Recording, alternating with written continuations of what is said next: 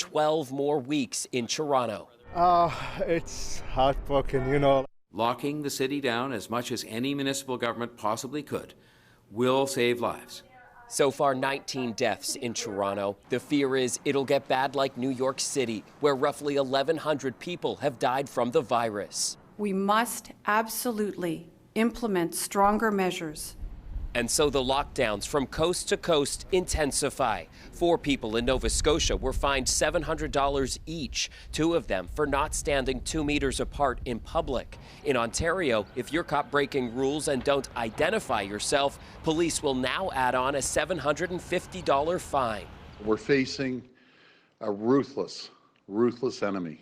There's very little separating what we will face here in Ontario from the devastation we've seen in Italy and Spain.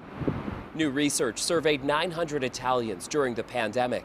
It found people are most likely to disobey lockdown laws if timelines are promised and broken.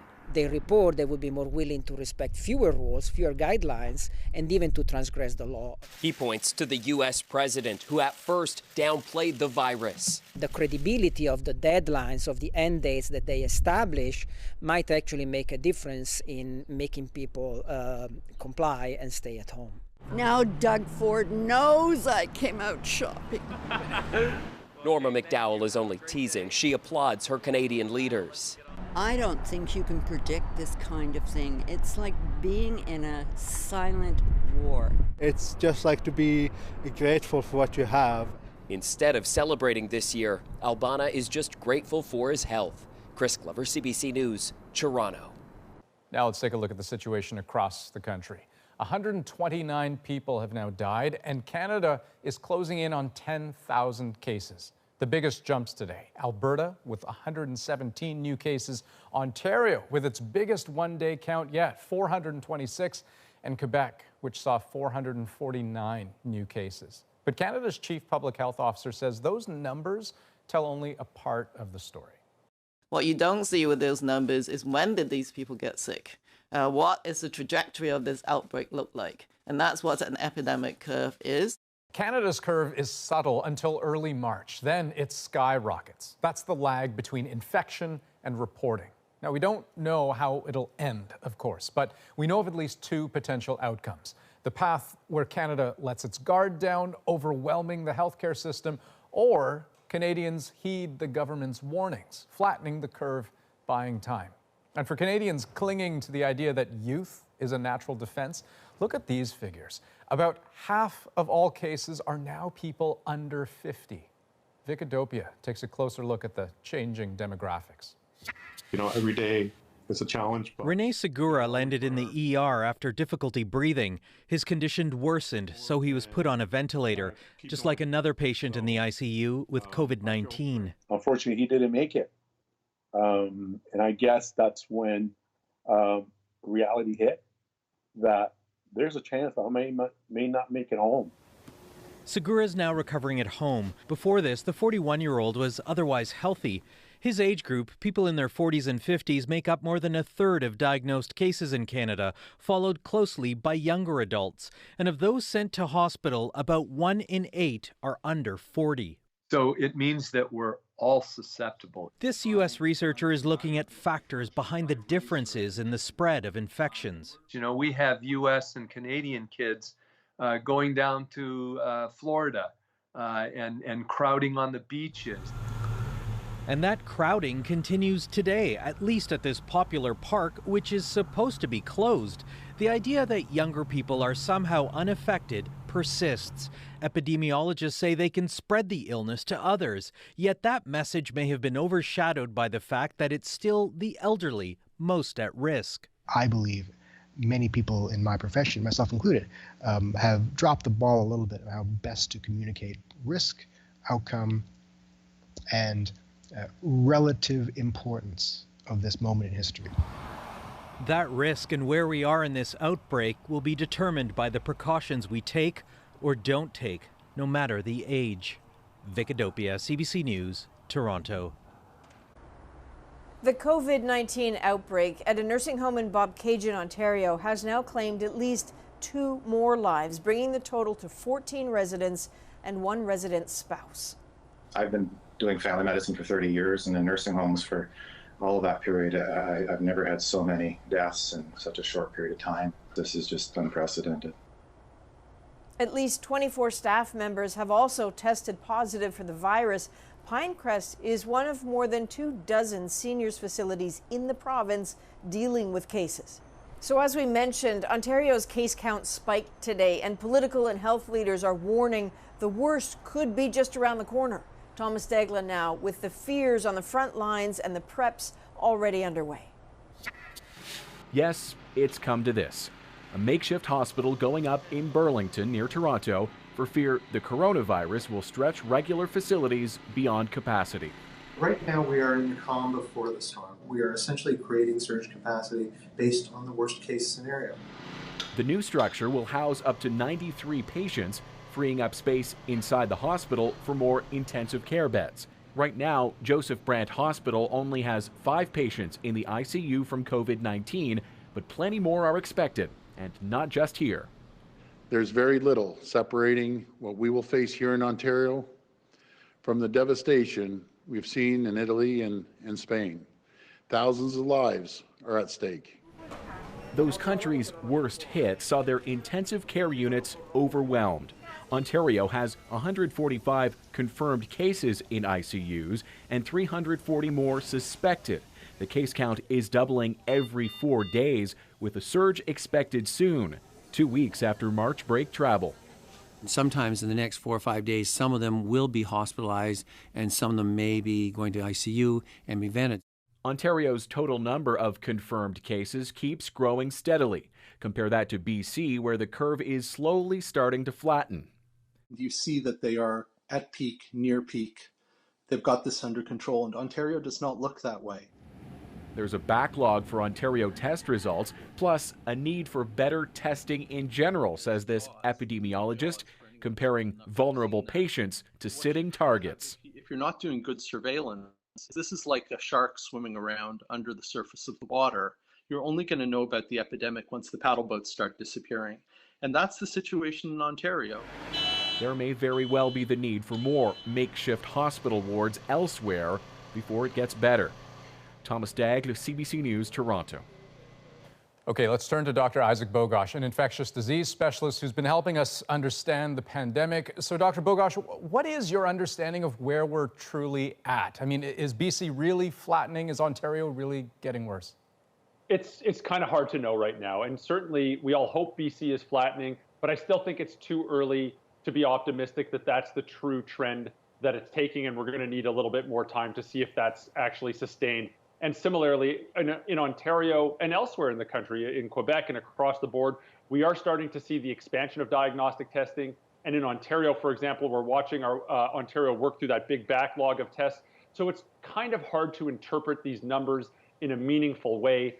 And again, just like in BC, the real test is going to be what happens in the days and in the week and actually 2 weeks ahead. Only then will we really know if this is being flattened. And when public health says to expect a rise in cases, what are we supposed to do about it? I mean, we're just supposed to hold the fort and really practice our physical distancing measures so that we prevent community transmission of this infection. Dr. Bogosh, thanks very much. Anytime. So as cases of the virus mount, the outcry for personal protective equipment just grows. But today brought some frank warnings about problems in the supply chain. David Cochran has the leaders who laid out some cold, hard facts. The federal government came into this crisis with an emergency stockpile of supplies and a big unanswered question.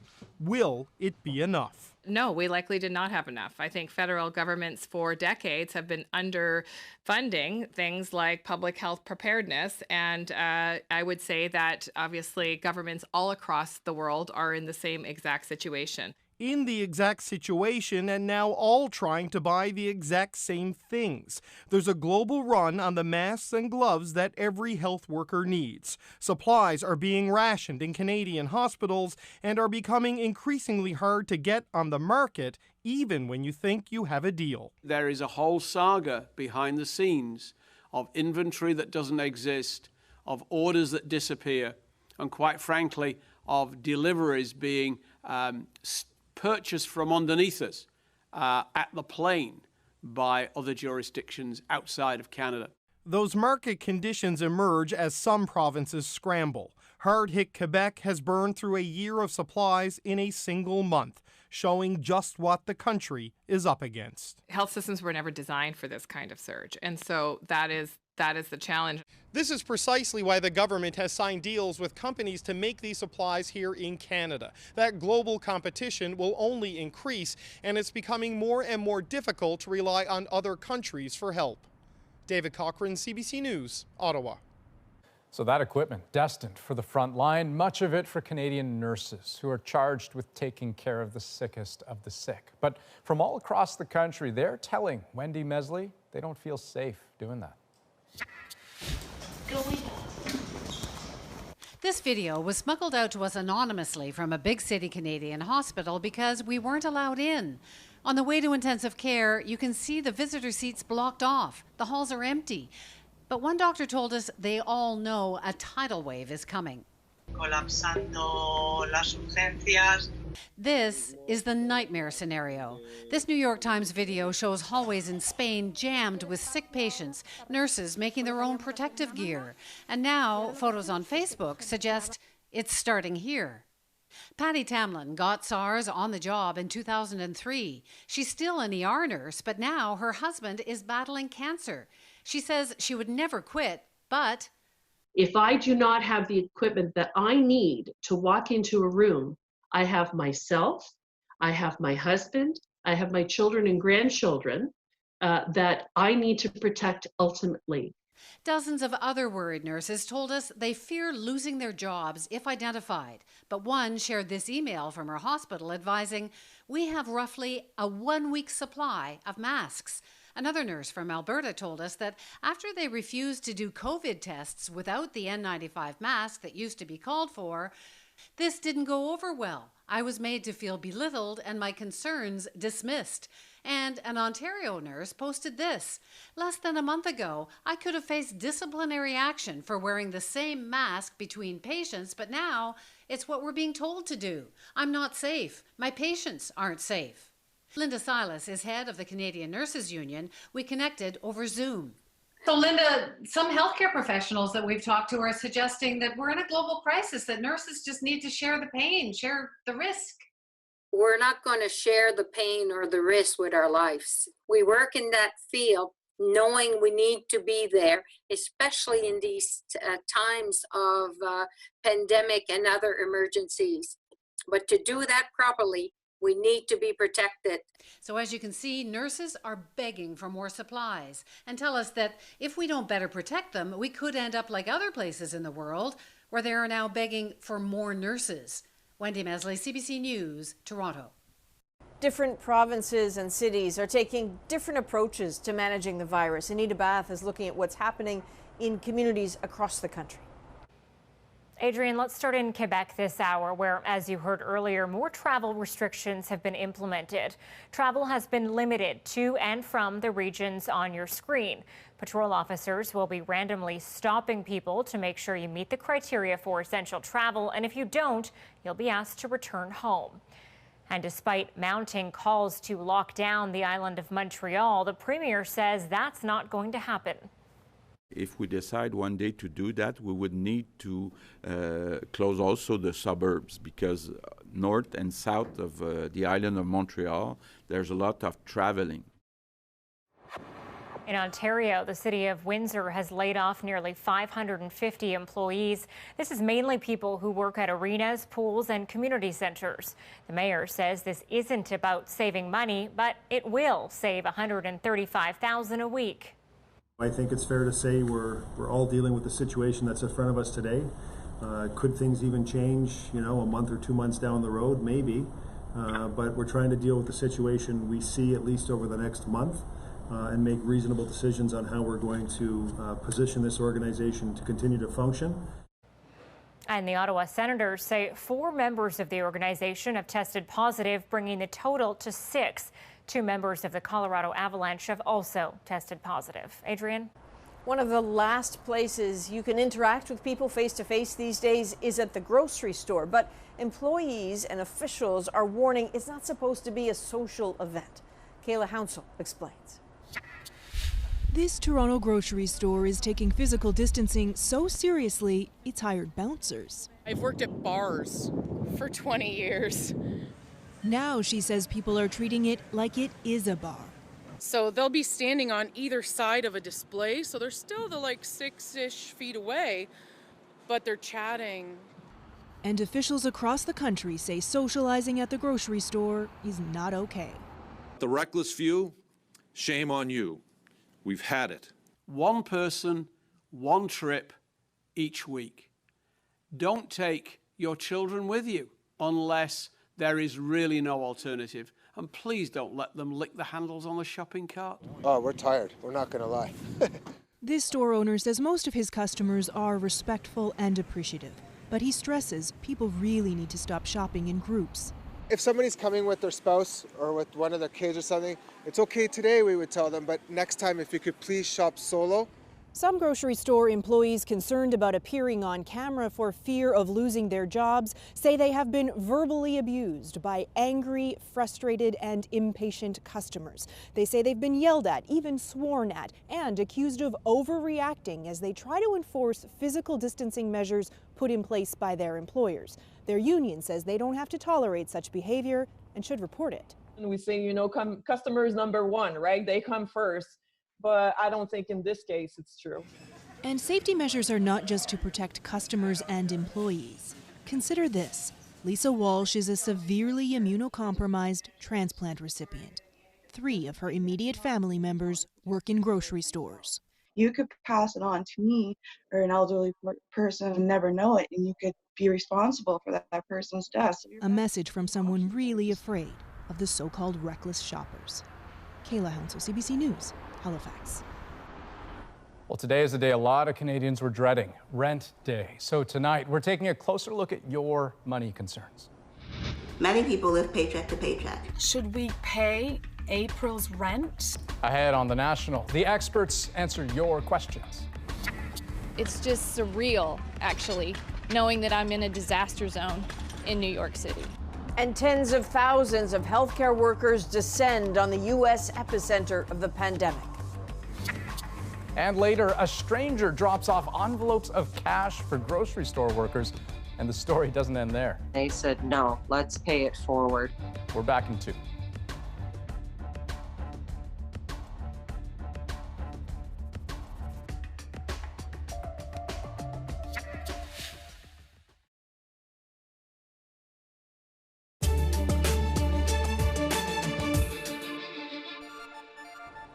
Welcome back. The United States has just jumped over a horrible new marker, more than 200,000 confirmed coronavirus cases. And just as troubling, the vice president was comparing the situation there to what's happened in Italy. Susan Ormiston has more. Someone loved, loaded directly into a makeshift morgue as the death toll doubles in 3 days. No end to the agony for the Big Apple. It's just surreal, actually, knowing that I'm in a disaster zone in New York City. More than 80,000 healthcare professionals have answered an urgent call for volunteers. I'm an emergency medicine doctor in New York City. As doctors on wards make their own videos to describe the virus in the lungs as a warning. It's like you hit a tipping point, you start drowning, and you do really poorly. The U.S. Vice President touring Walmart makes a stark comparison today. We think Italy may be the most comparable area to the United States. While in Florida, the governor finally bows to pressure. Directing all Floridians to limit movements and personal interactions outside the home. Weeks after, packed beaches on spring break, and still packed churches last Sunday. Of course, we got the what they call social distancing in here in this room. This pastor was arrested in Tampa. But we're glad you came today. Right there. Another yesterday in Louisiana live streamed as he was served a summons from local sheriffs. I'm exercising my First Amendment rights. And then continued on with his nightly service. But to Americans losing family, no gatherings are safe. They took a walkie-talkie and they placed the walkie-talkie right by her bedside. His mom survived breast cancer, but died with the coronavirus. I told her I loved her. I told her everything's going to be all right with the kids. Another painful goodbye, separated like thousands of others from those they love. Susan Ormiston, CBC News, Washington. As for the situation in Italy right now, it's still really disturbing. More than 13,000 people have died there. That is the most in any country. And in Spain, another day of hard-to-fathom numbers. Its highest daily death count yesterday was surpassed again today. 864 more people gone in 24 hours. 6 of the 10 countries hardest hit by COVID-19 are in Europe. Margaret Evans has more from London. Emptied of people shielding from the virus, Europe's great capitals feel both hollowed and abandoned. Even Rome's Colosseum looks like a child's forgotten toy when viewed from above. On the ground, for Italy's children today, there was a brief ray of light, rules now allowing them a daily walk, if only a brief one. We're scared to be outside, says this father. The lockdown has been our salvation. The measures are working, and I want them to continue. Italy is by no means out of the woods. The lockdown now extended until mid-April, and doctors still worry about having the right protection. More than 60 have died. We feel vulnerable, says Dr. Antonio Maggi. We've been sent in empty-handed in Italy and around Europe. In Madrid, another hollowed-out capital, the dreadful stock-taking continues. Here, the army is shepherding the sick to a new makeshift hospital, the number of confirmed infections now tipping over the 100,000 mark. It leaves a country navigating dark corridors of the soul. Here in the United Kingdom, worried officials hope to avoid the same fate. But there's growing anger over the government's failure so far to live up to promises on massive boosting to testing and tracking. It does beg a belief that we didn't actually sort of act quicker because we knew, because we'd done an exercise, we knew that we had these challenges. From the royal family, there was a message from Prince Charles, now recovered, he says, from the coronavirus, and urging hope and faith. None of us can say when this will end, but end it will. What, though, will it leave in its wake? Margaret Evans, CBC News, London. Well, this being the first of the month, rent day for a lot of people, we are changing things up, answering your financial questions with a team of experts. Questions such as this. As a retiree, I may not be able to wait for my investments to rebound before I need access to them. Is there any government assistance for me? Should I be cashing out on a portion of my investments? That's next. But as we go to break, we asked, what about this pandemic keeps you up at night? We'll have Canadians answering that question in their own words. Here's our first pandemic diary. Hello, my name is Craig McMillan, and this is my restaurant. I've invested basically every penny I have in the restaurant, and I'm not doing very well right now, as many restaurants aren't. What keeps me awake at night is worrying about all of my employees and my bills. If my bills don't get paid, there are implications for everybody who I don't pay, as well as myself. However, for my employees, there's sort of a greater implication. In the time that we've been operating, I've spent pretty close to $500,000 in payroll, and we've ended up with 18 people who are the most excellent people I can imagine. And I want to keep those employees, and I'd like to be able to look after them and their families. Sadly, if this continues, we may not be able to do that.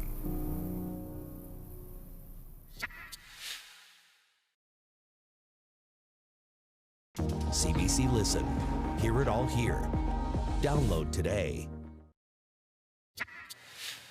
Tonight, we are taking a closer look at the financial cost of COVID-19 on your lives. It is, of course, the start of a new month. And for many Canadians, that means rent and other bills are due.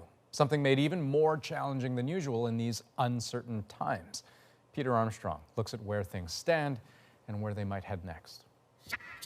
The numbers are so big, they hardly make sense anymore. But with so many of us working from home or not at all, the toll on the economy is simply unprecedented. Factories, malls, and office towers have emptied out. 1.5 million jobless claims made in a week. 213,000 people asking their bank to defer mortgage payments, and countless others struggling to pay the rent. And this is just the beginning. Unemployment could soar as high as 15%. That would mean more than 3 million Canadians out of work. People who were already straining under sky-high debt loads. Now, half of Canadians say they're on the brink of insolvency. What savings they did have were crushed as global stock markets plummeted. The Dow, the S&P, and the TSX all down more than 20% since the outbreak began. Small and medium-sized businesses are particularly hard hit. Your local barber, florist, or restaurant don't have much cushion to survive a bad week, let alone whatever this is. These companies make up more than 70% of private sector employment in Canada, but they also make up the character of our towns and neighborhoods. This is a crisis unlike any other. I have no idea what I'm going to do. It will reshape those businesses and how we interact with them. And many of those changes will last much longer than these weeks or months of isolation. Peter Armstrong, CBC News, Toronto. Now, as Peter just mentioned, Canadian businesses are especially hurting. But today, the federal government says relief is on the way, filling in some details of its emergency wage subsidy program. The Canada Emergency Wage Subsidy would be available to Canadian businesses, big and small, individuals, partnerships, and corporations that are not publicly funded. To qualify, businesses need to show a 30% drop in revenue compared to the same month last year. In those cases, the subsidy would cover 75% of each employee's salary, up to $58,700, or a maximum of $847 a week. Employers would need to reapply each month on the CRA's website, but there's still a delay for that to start, up to 3 to 6 weeks. Though when the money does come in, it would be retroactive to March 15th.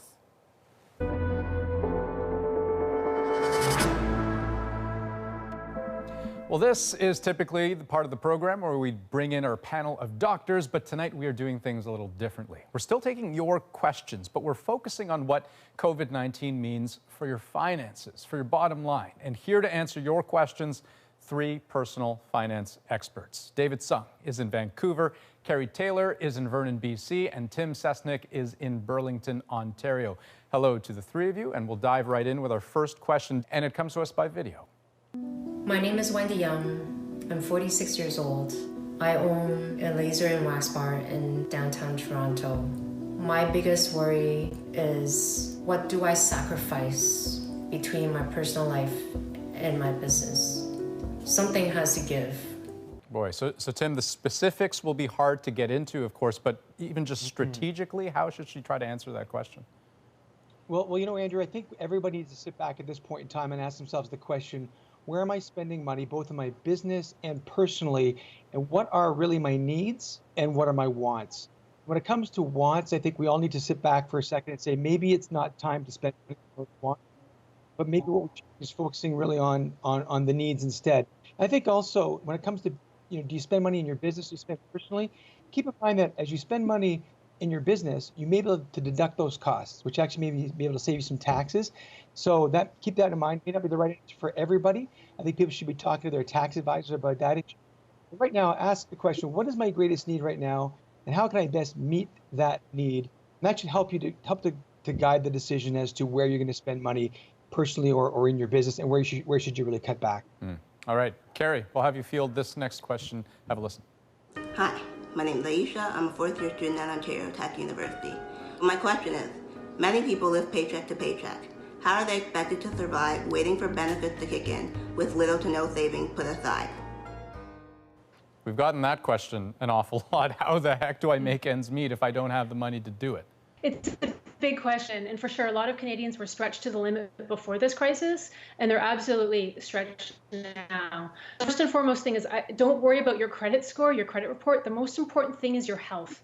Your health is your wealth in this situation. Your priority should be going to paying for food and medications, okay? So after that, we need to sit down and we need to look at how to get some more income in. So be sure to apply for the Canada Emergency Response Benefit.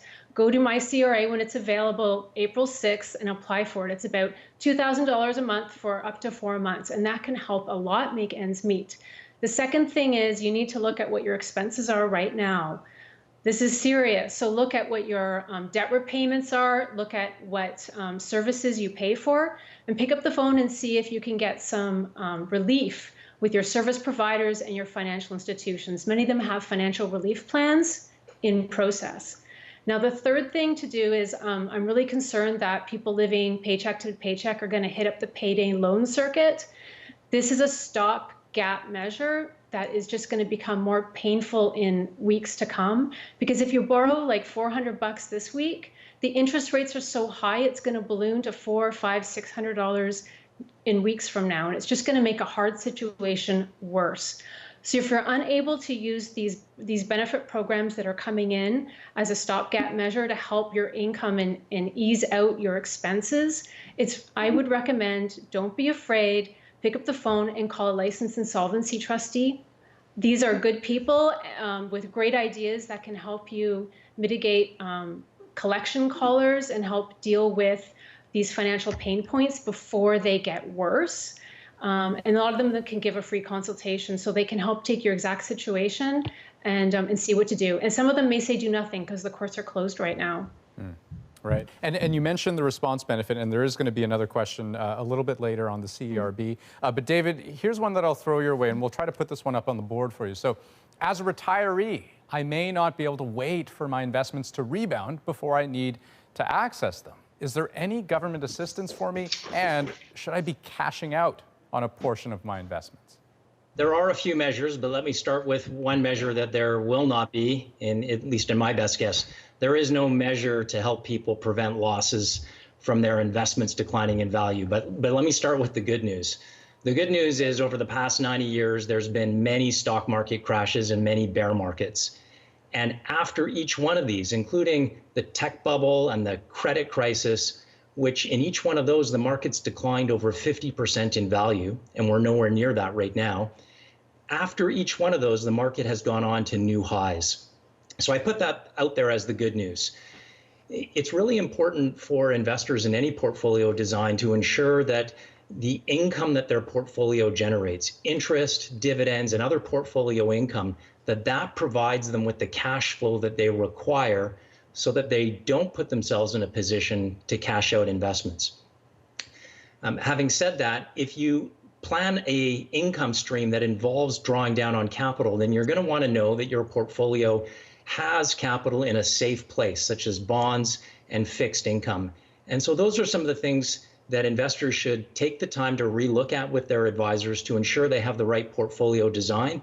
But in terms of some short-term measures, the government has indicated loosening up on the minimum withdrawals required for retirees to take from their registered retirement income funds.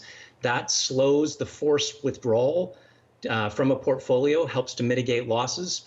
And of course, there's been the deferral on taxes out a little bit further into this year. So those are all measures that a retiree should look at in order to not dip into their investments and potentially draw down on anything in a loss position. Okay, Tim, I'm going to give you the last word on this just because I know there are a lot of folks who have questions about the CERB. I'm finding it hard to determine if I'm eligible for it. Do you have tips on navigating the new policies? So as Kerry alluded to, the Canada Emergency Response Benefit, the CERB, is something that will be available starting April the 6th. You can go onto the canada.ca website to apply for it. Now, who qualifies? Basically, any Canadian who is out of work, who's become out of work because of COVID-19, will be entitled to apply for this benefit. Now, there are some restrictions. You have to be age 15 or older. You had to have had $5,000 or more of income last year in 2019. There are some gray areas we're not quite sure about. For example, if you're a student and you planned on getting a job this summer, or maybe you had a job lined up and it's not available anymore, can you still apply? We don't know that, but the government has said you had to have been working. So, it's not clear whether a student will qualify.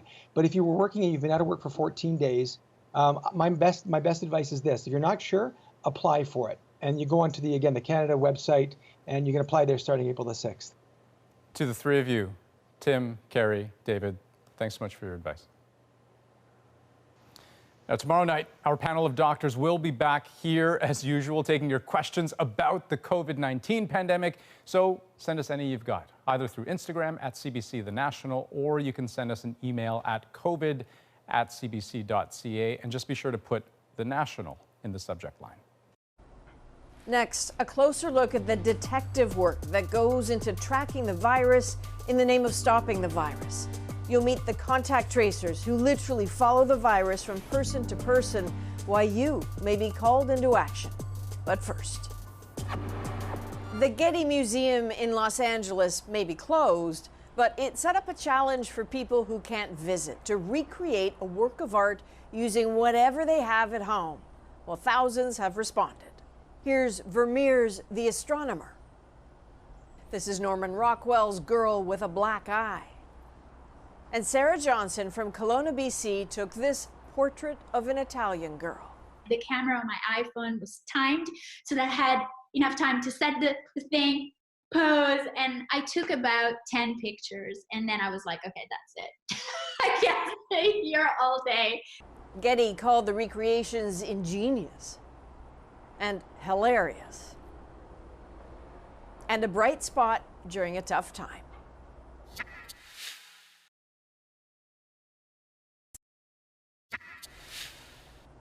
Getting COVID-19 under control will take more than physical distancing. It will require a surge in contact tracing. That's the step-by-step detective work to find everyone an infected person has contacted. Done right, it's worked well elsewhere. Now there are calls to train more Canadian sleuths before more people get sick. It's only been a few weeks of distancing for Canadians, but doesn't it already look strange to see people out together, so close together? Strange, too, to know these aren't old pictures. This is Singapore days ago, a densely populated city-state of 6 million making huge leaps at confronting COVID-19. Only 1,000 cases, less than half a dozen deaths. Look at its enviously flat curve, and now look at Canada's. The contact tracers of Singapore are crucial. Their detective work identified more than 50% of all cases, most people who had no idea they were infected. One trace can take hours with each person who tests positive. So we go down breakfast, lunch, dinner, supper, and tea if it's in between, and then we traced out who are the people that for each of those contacts they could have come in contact with. Then, in partnership with police, contacts are visited, they sign agreements to stay quarantined, and know it's jail if they don't. It's so effective, some commerce has been able to stay open. So how's Canada faring on contact tracing? So the majority of jurisdictions actually have for now, but a few have said, look, if the cases go up in the next couple of weeks, we're going to need some help. They will need help and will likely turn to a place like this, a tracing center in Alberta. The province leads the way in mobilizing tracers, public health nurses in conjunction with newly trained medical students. Over 300 of them taught how to do this by Rochelle Schindler. That whole team together is doing every single case in Alberta right now. So I believe that's about 60 a day. And we're definitely not maxed out. We can do more. It's picking apart credit card statements, bus schedules, helping someone already stressed remember vital details. Initially, some thought contact tracing would only be effective in the early days, that the virus would eventually outpace efforts to chase it. Success stories prove that wrong. One thing we've learned from China, South Korea, Japan, is that you never stop doing this work. Through aggressive contact tracing and isolation of contacts, they were able to get it under control. If you think you can help do this, she advises, consider contacting public health agencies. They may soon need more Canadians to step up. Meanwhile, COVID-19 is changing how we do the most mundane of tasks. So next, we continue our regular how-to series with a situation you could very easily find yourself in. Okay, so you get into an elevator and someone else is there. And let's assume the worst. They're infected with COVID-19. How likely are you to become sick as well? I'm Jamie Poisson, and tomorrow on CBC's Daily News podcast Front Burner, there are now several cases of COVID-19 in Canada's prisons. We hear from people inside prisons about what they're seeing and what they fear. Subscribe wherever you get your podcasts. So you're following all the rules, keeping your distance, but there are some places where close contact is unavoidable. Tonight, as part of our regular how-to on navigating COVID-19, staying safe in an elevator. Okay, so you get into an elevator and someone else is there. And let's assume the worst. They're infected with COVID-19. How likely are you to become sick as well? So in your everyday scenario, people coughing or sneezing, it doesn't actually get suspended in the air. It simply travels in these droplets. And these droplets will, they'll hit a surface or they'll land on the ground, but they won't stay suspended in the air. So if someone coughs or sneezes, your best defense is simply to face a different direction. Remember, it is your face that you're trying to protect. That's where the germs go in. As long as they're not spraying those germs directly at you, they're largely not going to get on you. But where do those germs go? Well, ideally, into the person's sleeve. Otherwise, they're going here or down here somewhere, or maybe even on the buttons here. So safest assumption is simply everything is contaminated, wash your hands, and don't touch your face. Always good advice. Next on The National, a mysterious donation. How one anonymous customer honored the community grocery store workers. Our moment is next.